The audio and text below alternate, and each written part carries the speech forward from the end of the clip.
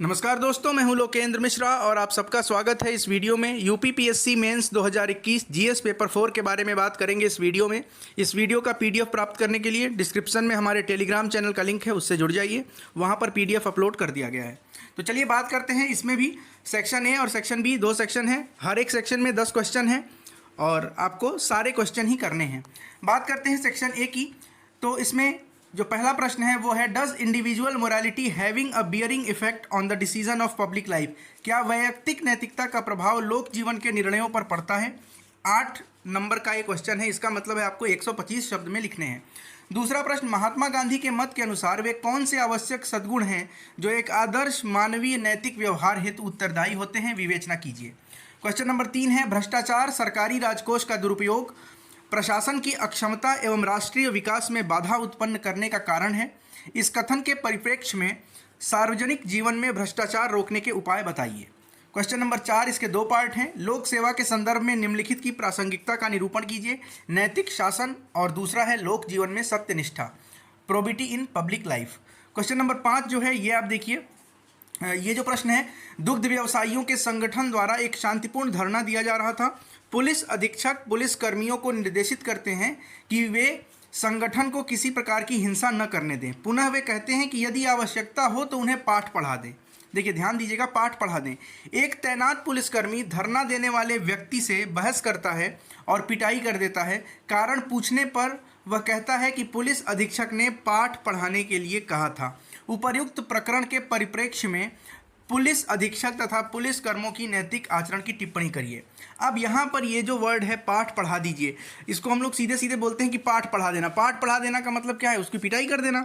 इसके 2 मायने हो सकते हैं। तो उसके आधार पर आपको ये प्रश्न लिखना है कि क्या यहाँ पर जो आदेश दिया गया था, पुलिस अधीक्षक ने जो बात कही थी, उन्होंने किस परिप्रेक्ष्य में कही और पुलिस वाले ने किस परिप्रेक्ष्य में लिया, और अगर आप होते तो ऐसा क्या करते वहाँ पे।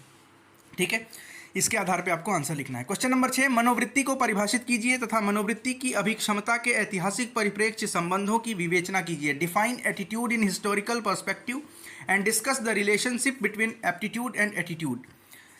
नेक्स्ट क्वेश्चन है प्रश्न संख्या 7, सहानुभूति को परिभाषित कीजिए और कमजोर वर्ग की समस्याओं के समाधान में सहानुभूति की भूमिका का विवेचन कीजिए। 8वां प्रश्न, संवेगात्मक बुद्धि प्रभावशाली कार्य प्रणालियों में बहुत आवश्यक है, इस कथन पर प्रकाश डालिए। 9वां प्रश्न, लोक सेवकों के अंदर सहनशीलता तथा करुणा को कैसे पोषित किया जा सकता है, अपना सुझाव दीजिए।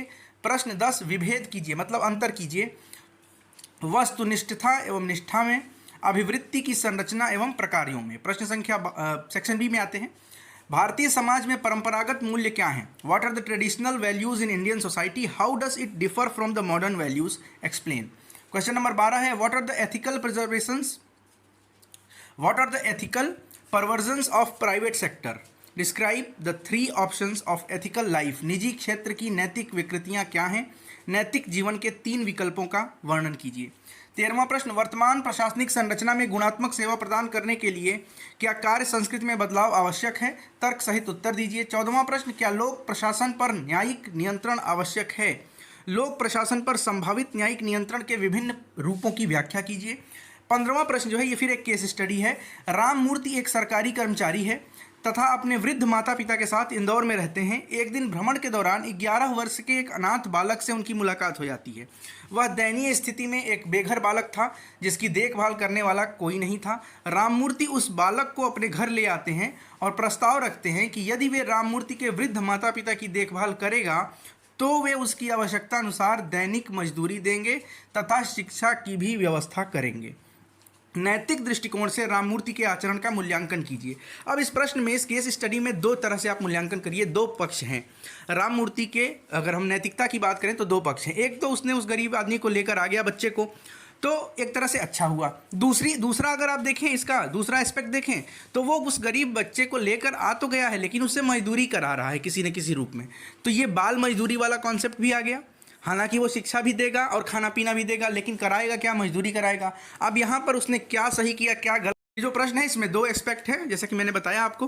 तो इसमें अब आपको इस पर डिसाइड करना है, इस पर जो आपको उत्तर लिखना है उसमें आपको ये बताना है कि क्या राममूर्ति ने सही किया, उस बच्चे को लेकर आ गया, उसको खाना पीना मिलने लगेगा, अब उसको शिक्षा भी उसको मिलने लगेगी, लेकिन वो मजदूरी करा रहा है, तो क्या बाल मजदूरी कराना सही है।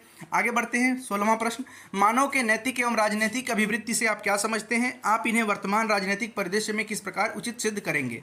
17वां प्रश्न, लिंग संबंधी नकारात्मक अभिवृत्ति के मूल कारणों की विवेचना कीजिए, यह इतनी दृढ़ क्यों है।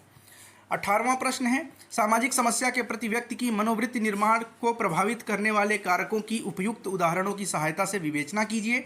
19वां प्रश्न, आज लोक सेवाओं में वस्तुनिष्ठता एवं निष्ठा समय की मांग है, कथन को सिद्ध कीजिए। Today objectivity and dedication is the need of the hour in civil services, justify the statement. 20वां प्रश्न जो है ये फिर एक देखिए आप यहाँ पे केस स्टडी है। इसमें पूछा गया है, राजीव एक प्रवासी श्रमिक था। एक दिन जब वह साइकिल से रोड पर जा रहा था तो एक कार ने उसकी साइकिल को धक्का मार दिया। राजीव ने कार चालक को कार से बाहर खींचकर निकाला तथा उसे गालियां देने लगा। कार चालक ने एक छुरा निकाला और छुरे से उस पर 3-4 बार वार किया, मतलब घोंप कर वहां भाग गया। तमाशबीनों ने राजीव को अस्पताल पहुंचाने में देर करने तथा अत्यधिक रक्तस्राव के कारण उसकी मृत्यु हो गई। यदि राजीव के स्थान पर आप होते तो कार चालक की इस गैर जिम्मेदारी ड्राइविंग के प्रति आप क्या करते। इस प्रकार की सड़क दुर्घटनाओं तथा दुर्घटना पीड़ित के प्रति लोग बहुधा उदासीन रहते हैं, उदासीन या निष्क्रिय अभिवृत्ति का प्रदर्शन करते हैं। इसके कारणों की विवेचना कीजिए तथा इसके निवारण हेतु उपाय को सुझाइए। मतलब अगर आप राजीव की जगह पे होते तो गाली देते कि नहीं देते, उसको बाहर निकाल के मारते कि नहीं मारते, अगर नहीं मारते तो उसको किस तरह से जागरूक करते, कैसे समझाते। और वो राजीव जिसको किस छुरा मारकर हत्या कर दी गई, लोग जो भीड़ थी वो वहाँ पे तमाशबीन बनी रही, उस परिस्थिति में आप क्या सोचते हैं कि लोग जो उदासीन हो जाते हैं, इस तरह के निष्क्रिय अभिवृत्ति का प्रदर्शन कर रहे हैं, इसके पीछे क्या कारण है और इसको कैसे सुधारा जा सकता है। 12 नंबर का प्रश्न है, 200 शब्दों में ये सारी बातें आपको लिखनी है। बहुत बहुत धन्यवाद, मिलते हैं नेक्स्ट वीडियो में। ये PDF टेलीग्राम चैनल से ले लीजिएगा।